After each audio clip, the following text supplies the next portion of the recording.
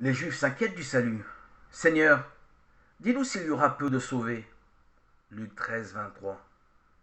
La réponse de Jésus est à prendre avant tout en fonction d'Israël. Son nationalisme et son conformisme l'enferment dans une vision où l'on passe à côté de l'essentiel.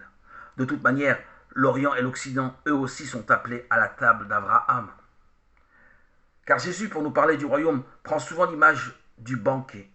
Dieu notre Père nous invite à la fête, où tous les peuples de la terre partageront sa vie et son bonheur.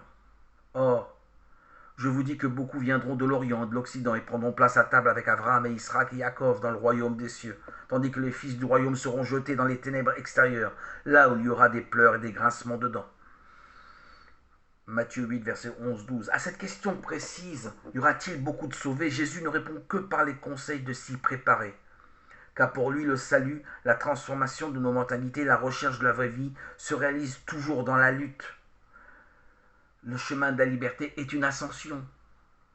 Luttez pour entrer par la porte étroite, car beaucoup, je vous assure, chercheront à entrer et ne le pourront pas.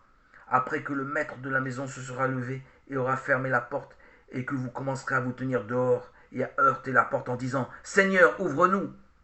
Et il vous répondra « Je ne sais d'où vous êtes. » Luc 13, verset 24-25. Oui, le royaume souffre violence. Ce qui compte pour Jésus, ce ne sont pas les belles promesses et les belles paroles. Seigneur, Seigneur, mais les attitudes courageuses pour s'engager résolument sur le chemin difficile du royaume. Il s'agit d'accomplir la volonté du Père sous peine de s'entendre dire la terrible parole « Je ne vous ai jamais connu. Retirez-vous de moi, vous, artisans d'iniquité. » Matthieu 7, verset 23. Si on y réfléchit bien, Jésus affirme à ses contemporains que le malheur absolu, c'est de l'ignorer.